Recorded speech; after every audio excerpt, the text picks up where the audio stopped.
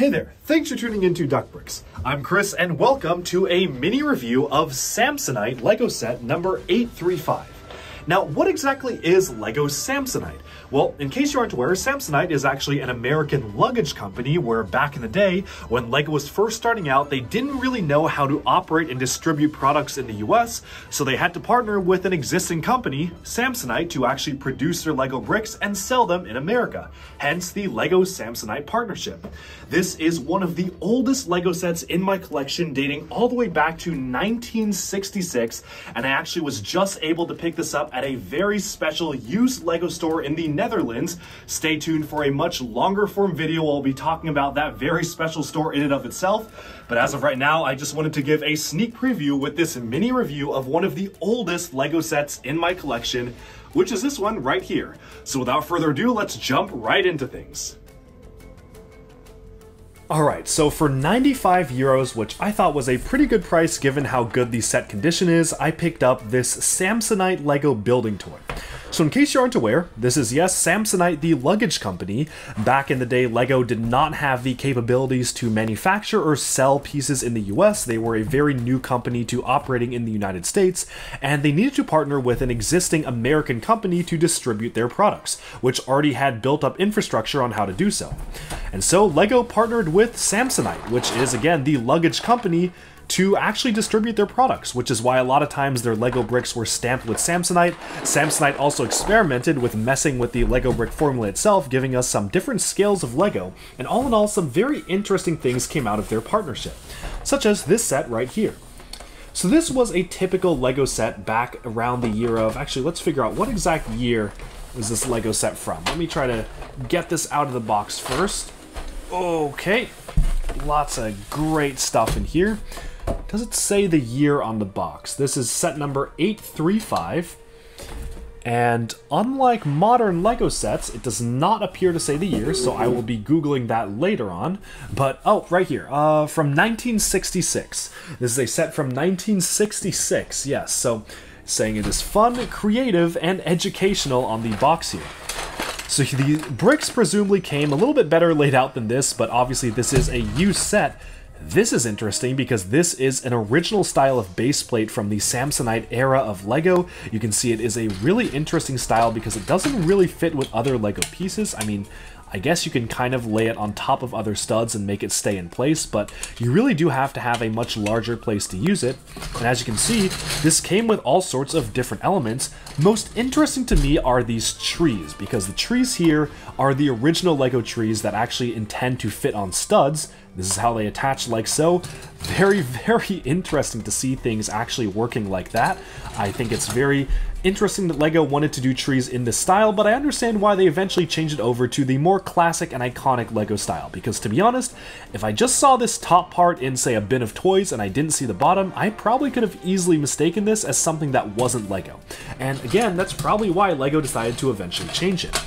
This is interesting because here is a wheelbase piece, where you can see here, you stick the metal axle in, and it works as a wheel like so. So that is pretty interesting to see here as one of the original Lego wheels. You could actually kind of put it in this way as well. So all sorts of different connections here. And what's really cool is that they didn't really have set instructions, and what they did was that they just kind of wanted to encourage people to use their imagination and build something, maybe something they could see on the front cover of the box with the pieces included. So here you can see is what they recommend for builders to make out of the box picture itself. I might try this at some point, but maybe not super priority right now to actually try to recreate this because it doesn't have instructions, so I'm really just going to be going off of the image, and I may actually just keep the bricks together with the set itself for now because I kind of just want to keep these sets pristine. But as it is, you can see all sorts of really cool Lego bricks like this clear 2x4 here. That's really interesting. And again, all of these are era-appropriate Lego pieces. So these are the early days of Lego when they were kind of still trying to figure out the pattern for their bricks. The bricks weren't perfected yet. Sometimes the clutch power was too strong, sometimes it wasn't strong enough. But still, the basic dimensions were there for the groundwork of what Lego would become. So for this model right here, I actually tried to bring it as close as possible to the actual artwork on the front of the box, which you can see right here. Now, for whatever reason, I ran out of white pieces very quickly, which you can see I had to use the blue pieces included in the set for the bottom there, but honestly, I was pretty proud of how close I was able to get to the actual model on the box.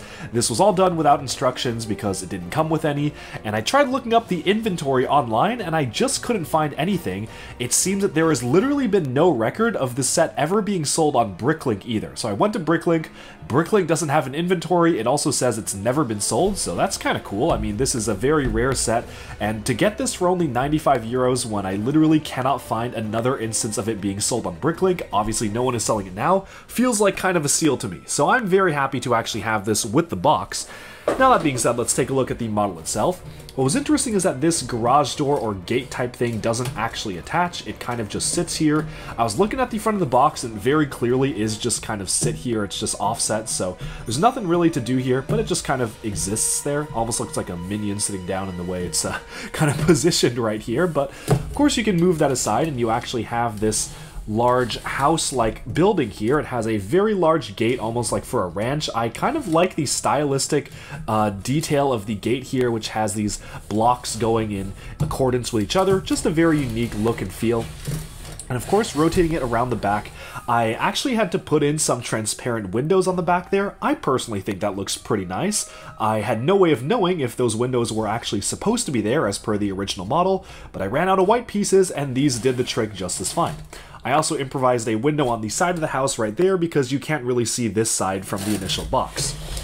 Otherwise, you can see the model right here, which is a really actually solid looking build for its time, especially given that this was one of the first LEGO sets. I mean, this is instantly recognizable as some sort of a house-like sculpture. The gate being in yellow is a little garish, but I understand the yellow and black being like caution, and if this was all white, maybe if you imagine this is all white, it would look a little bit better.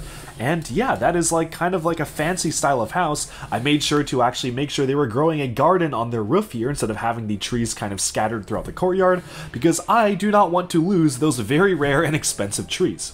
One thing you may notice is that I got a little bit desperate and I had to actually use this little piece right here, which is actually a wheelbase piece, because I just ran out of 2x4 white bricks. In fact, if you want to see the bricks left over, let me bring them over right now. So the leftover bricks included a ton of wheels, which are meant to be used with the wheel bases if you want to make vehicles out of this, and an assortment of random other pieces that I really just couldn't find a use for on the box. We've got a couple 1x1s, we have a triangular slope element, a few clear pieces for windows, which I probably could have used later on in the house. I mean, I probably could have filled up sides of the lower floor of the house if I wanted to. I just didn't really know I would run out of white pieces. And we have this bizarre piece. Now, if anyone in the comments can help me out here, what is this? I mean, it says Lego, like the studs say Lego. It says patent pending on one side.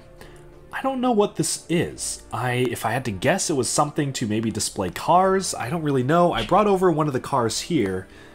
I don't really, like, is this supposed to sit here? I don't know. Actually, maybe. Maybe? I don't know.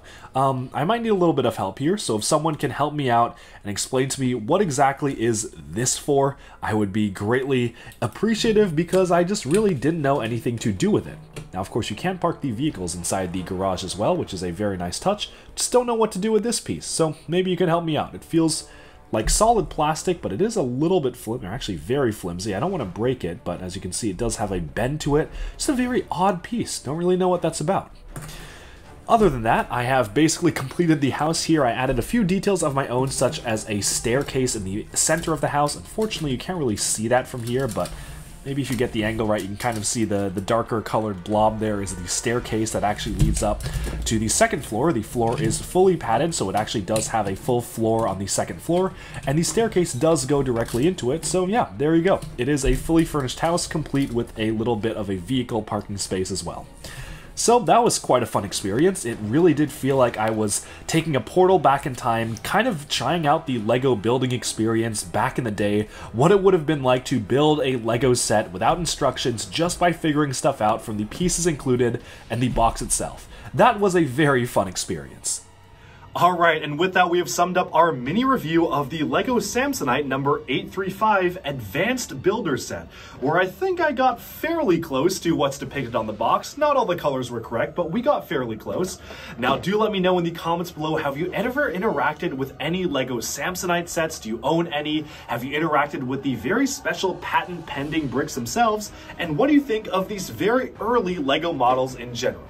Thank you all so much for tuning into Duck Bricks, and again, be sure to stay tuned for the much longer form video where I kind of go through a full tour of the very special used LEGO store in the Netherlands where I got this set and so many others. But as of right now, that sums up our mini review. Thank you all so much for tuning in. Like and subscribe for even more LEGO news, reviews, discussion, and analyses coming your way very soon, and bye-bye for now.